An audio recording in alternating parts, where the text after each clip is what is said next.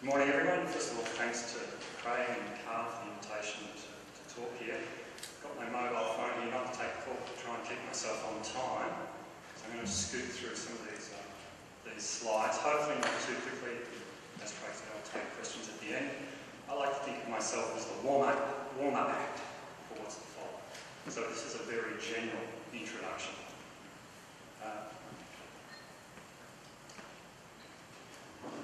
So what I'm going to talk about is an introduction about understanding the health effects of outdoor air pollution. So this is outdoor air pollution, not indoor air pollution. Outdoor ambient air pollution, sometimes called. And to get a sense of that, you need to know about the health of individuals a bit. So you need to have some clinical understanding. You need to know about the health of populations. So what happens to populations over time under various conditions? And of course you need to know about air pollution exposure, because that's our interest today. And air pollution exposure is a very difficult beast to get your head around sometimes. So this is a very general overview. I'm just talking about generally accepted scientific knowledge. Now, air pollution has a mountain of literature around it, and there's always new studies proposing new associations, interesting things, but they're on the edge of research, a lot of those. I'm just talking about what's accepted by government, mainly, to drive air pollution policy. So I'm not going to talk about individual studies, and I'm not going to talk about specific clinical mechanisms of air pollution damage to the body, or specific exposures or health effects in the hunter. This is general. So, any self-respecting air pollution epidemiologist giving a history of air pollution generally starts with this slide. Up until about the 50s, there were large exposures of air pollution due to the Industrial Revolution and increasing industrialisation of cities in many cities around the world. And in the 1950s in London, that reached an extreme with coal burning in homes and in industry. There were huge fogs. And these things have been happening for a long time. And probably there were health effects associated with those fogs for many years, but in 1952 there was an extreme event. And that extreme event was associated with a large increase in the number of deaths. And we had some presentations last week where one of the indicators that something was going on was that they started to run out of coffins. And these studies demonstrated that large exposures to air pollution could have health effects, specifically on mortality. Here's a plot of what happened in London during the fog. And you can see that is the period of the fog. Air pollution goes up, and the counts of the number of people dying on a particular day go up. So they go up as air pollution goes up, and what's interesting is they stay high after the event. And so this demonstrated that outdoor air pollution can result in increased deaths in susceptible people. And it really changed community attitudes that outdoor air pollution is community property.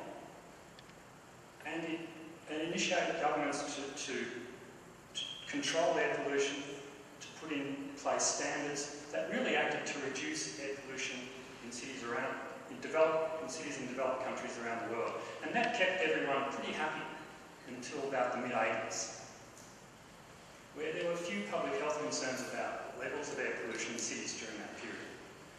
But then there was some work in the late 80s that made people think maybe these lower levels of air pollution that we have in today's modern cities can still influence health. Oh, what happened there? That is a slide of a very famous study called the Harvard Six Cities Study. And that study was done in the late 80s and published in 1993. And it looked at air pollution in 6 cities in the States. And those cities had lower levels of air pollution the study found was that the death rate of people in the higher air pollution cities was higher than the death rate of people in the lower air pollution cities. And so it illustrated very clearly that current exposures to air pollution could have serious effects on health. And so, excuse me, that study initiated a renewed interest in air pollution research around the world. And so, from the 90s, there's been a huge increase in the number of air pollution studies. And this is one of those studies done by a UK government authority that looked at an air pollution episode in London in 1991. And it showed that even at the 1991 levels of air pollution, you could, sorry about this, we'll use that finger. You could demonstrate increases in mortality.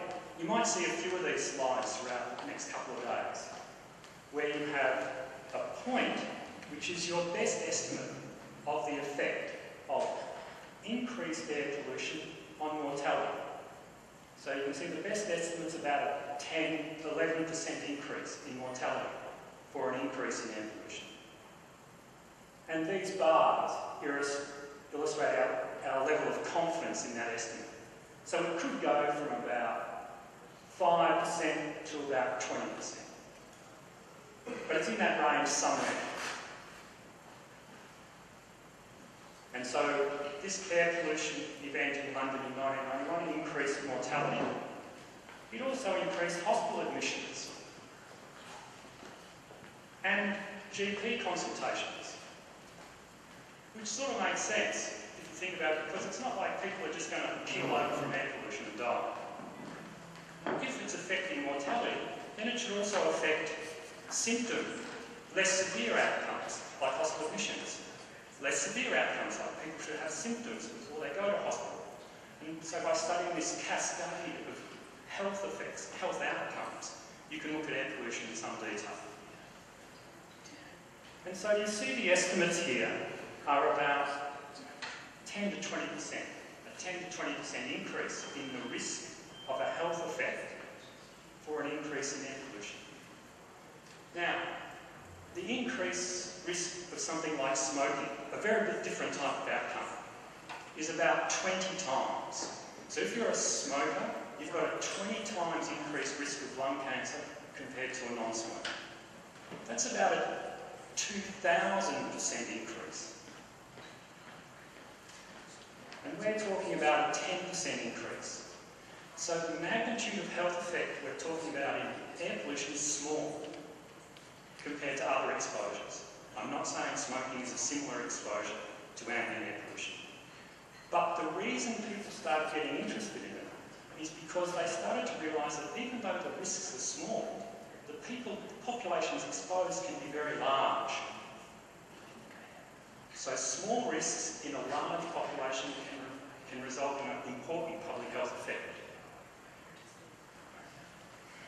And so as I've said, while there's a lot of focus on deaths in relation to air pollution exposure, there's also increases in other health outcomes like hospital admissions, doctor visits, respiratory symptoms, lung function changes. Now these changes aren't as severe, but they will affect many more people. And you might see air pollution studies that cost the health effects of air pollution. Because of the idiosyncrasies of those studies, if you cost the health effects of air pollution, 90% of the costs relate to deaths. But there's a whole lot of other stuff happening too. So, okay, let's talk about air pollution in a bit more detail. Air pollution is really a mixture of many different emissions from many different sources. It's not one particular thing. Although often, to simplify it, we think about it in terms of particular exposures. And there's many different types of air pollution.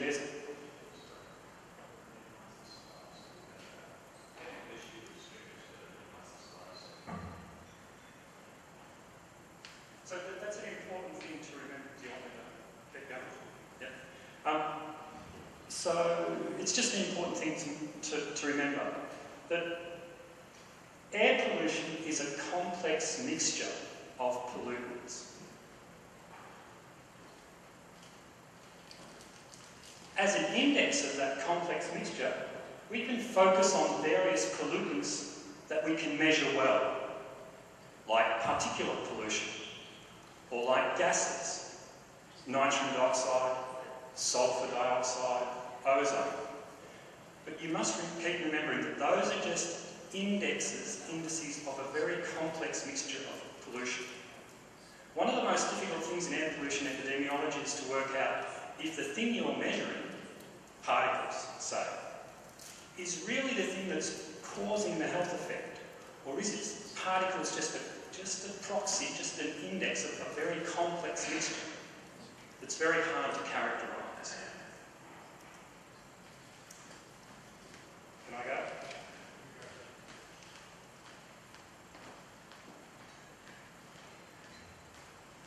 So one of the things that you've probably heard about, one of the components of air pollution that's caused a lot of interest is particle air pollution. Now, particle air pollution is small particles and droplets of moisture in the air. Now, those particles are very small. That's a human hair there. And the particles are just small physical particles, often. And there's PM10 size particles. That's 10 micrometre in diameter. You could fit several of those in one human hair. Now within PM10, there's PM2.5 particles, even smaller particles. And you could fit several of those in one PM10 particle. And there's even smaller particles, ultrafine particles, but we're not going to talk about them. So there's PM10 is often called the coarse fraction of particles. PM2.5, the fine fraction of particles. Now these particles have different sources. PM10 is from dust, pollen, fungi, ground materials. And the sources can be soil, road dust, sea spray. So it's mainly larger physical crustal particles. But there's other things in there too. PM2.5, the smaller particles, are from combustion, mainly. Coal, gas, wood. And there's also these secondary particles that form up in the atmosphere that aren't really emitted from anything, but the atmospheric chemistry makes them. So even particles that we can measure well are complicated. So one of the particles that is of concern is diesel particles. Here's a cross-section of a diesel particle. And you can see that when you look into it in detail, there's toxics, there's metals, there's secondary nitrates, there's organic compounds and elemental carbon. And the thing we can measure is the size of a particle and the mass of the particle, so that's what we focus on. Okay, so we come down to size and mass of the particle. And we do that because different size particles impact on the airways in different locations, have different effect on the airways.